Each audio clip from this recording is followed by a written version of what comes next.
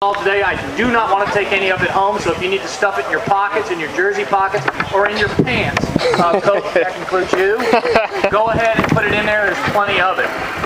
One of the other things, the reason we picked this tonight was twofold. One, because there's a Tuesday night single speed ride. It also coincided with the DORBA meeting, plus this is the August meeting prior to the kickoff for what we would say was the standard DORBA Fall Race Series, but we're doing something a little bit different this year. Part of that was DORBA's selection and appointment of a new race director. He is a friend to many of you out there. Many of you know him. He has been riding and racing a mountain bike for 20 years, coast to coast. I'm thankful as a race director that he will not be racing this year, because that means I move up one place in the standings now in the single speed division. Friend to many of you, personal close friend of mine. You know him, you love him. Ben, the Rev Thornton.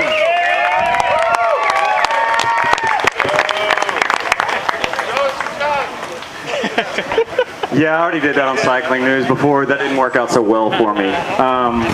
All right, everybody, I'd like to thank you for coming out tonight and sharing in this. I think this is something that is new. Let's look at it as a new chapter and developing a new, more communal spirit in what we do. Rich is right.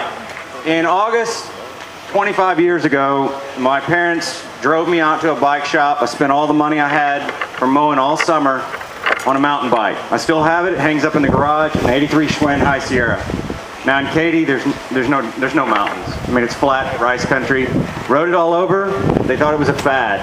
25 years ago, or 25 years later, I stand here now, and I've had one constant through my whole life, and it's actually riding a mountain bike. So, from the passionate aspect to it, that's something that, I kind of live and breathe it. Now, DORBA, we went without a race director for a while. The position was vacant. I decided it was time to step in, do something, throw my hat in the ring, see what we can come up with. So, 1 month ago, I started this process. Some people have been wondering what's been going on, what's happened, what have we done, who's in control, and who is this guy? I'm a Dallas firefighter, avid mountain biker, father. There's my little girl. She's running around, little bear, in my better half, my wife. Some of the things I want to share with y'all, what I have in store for DORBA. DORBA's had 17 years of an existence of a race series. It's been an ongoing thing. It predates Timbra, and it predates an organized series in Texas. My first race was in 1987 in Cameron Park. There was no series. There was maybe 50 contestants total in all classes there was. Half of them you had to get out of the woods and say, guys, look, put that down. We need a race, okay? Let's go. And so we morph now to the time we have today. Where is DORBA taking this, and what are we going to do? We usually have had a 3-race series. Some of the things I'd like to share with you and some of the complaints that DORBA's had. One of the complaints that we've come up with, same trail, same time, new venues. We have tons of trails that are located here. Let's use them. So the venues are, as we say it now, Rowlett is first. Oak Cliff is now in. We're shutting down 3 streets in Dallas thanks to Paul John's 2 streets. One of them's extremely long, Sainer. We're closing that down a long ways. Readjusting the trail. Oak Cliff's in. Third, one of the things whenever I came up with it, I was like, we have another organization just down the road who's active in trail advocacy and mountain biking. They had an interest. I picked up the phone one day, called Larry Colvin, president of Fort Worth Mountain Biking, and I said, look, it's time that we do something new. It's time that we leave just a Dallas series. This is a North Texas series. We want you involved. Funny thing was, one of their goals was to work with DORBA and to put in a series, work with us directly in the fall series. Done. Samson's 3. Tough trail. So, those of you who have gotten over there to ride it, it's going to be a good venue. Last one's going to be Irwin. The dates are 9/14 is here first, 9/28 second is Samson, 10/5 the following weekend. Second, I'm sorry, is OCNP. 10/5 Samson, 11/2 Irwin. Part of the goals, though, that I came up with this along the way, and one of the, some of the overreaching goals that I had was volunteerism. In that time, I've now appointed, I'm the race director. I can't do this job by myself. So I do have some people who've stepped up. Some of them are here. Luke Simonson is in charge of setup and teardown, an assistant race director. Kelly Connor, KJ Kahn, is in charge of all family and kids events, something we're going to expand on. Mike Ryer, solo, is marketing. Mike Smith, some of y'all know him, he's accounting. Kevin Lee has stepped up, and Kevin Lee is registration and timing.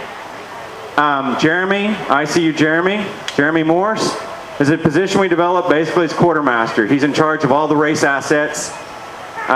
Beyond that, several of the disciplines I do hold on to. We have venue directors, Jack Sparks, who's actually with all the trail stewards, Paul Shadow Johns, Fort Worth Mountain Biking, Dave Michaels, Bill Scalinda at Irwin, incorporating those guys into it. One of the things that we did expand on in the past, we've had a difficulty probably in the past with scoring and accurate and timely reporting of results. That's eliminated. We're now gone, first series in the state of Texas, going to computer chip timing across the board. You'll wear an RFID chip on your ankle. Yep, New World Order. Everybody, your tag. Some of you guys from Tuesday night, if y'all want to insert it into the skin, left butt cheek, come on by. Solo can take care of that. But you'll cross the line, and immediately, as soon as you cross, your time's logged. Last guy crossed the line, results are printed, it's done. Protest period begins. Race results go up. 15 minutes later, if that guy doesn't, pay attention, get a drink, and walk over there, it's over. And then on top of that, that's how fast we're moving. They will be able to, as long as they have internet access, they're already uploading to the internet while they're here and completing the race. So that night, you will go home, and there will be a PDF file sitting there to where you can go and look at it. Searchable results on the Cadence timing system. This is Cadence timing system out of Austin. Searchable results will be done in a couple days, to where you can go in and type your name.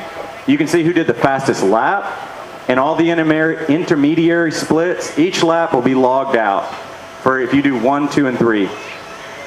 Some of the other changes, that was a big move for us. It hasn't been done. It is, it will, it's something that I think that everybody, once they see it done, Rich and I did a race with it in Tennessee. It's phenomenal. I mean, it's flawless, and just had an execution, everything else. One of our major overriding goals and principles for this was to create events, not races. We all like to race, but it used to have a communal spirit, and that's going to come back with the families and kids. The events that are going to happen on Saturdays are going to be a day that, and the single speed guys better pay attention, because this is going to involve you too. Saturdays are the day where there's going to be fun events. It's Kelly Connor, he's over it. His team is already made up of the Osbornes, Rebecca and Gary Osborne, Amy Brenforder, Alyssa Thornton, Sherry Hurley, Art Ortiz, and there's been several other people who've come along and volunteered into this. We're talking bike toss, Scott trials, all kinds of old events. Anybody who raced Lajitas back in the day, they're coming back. All those events.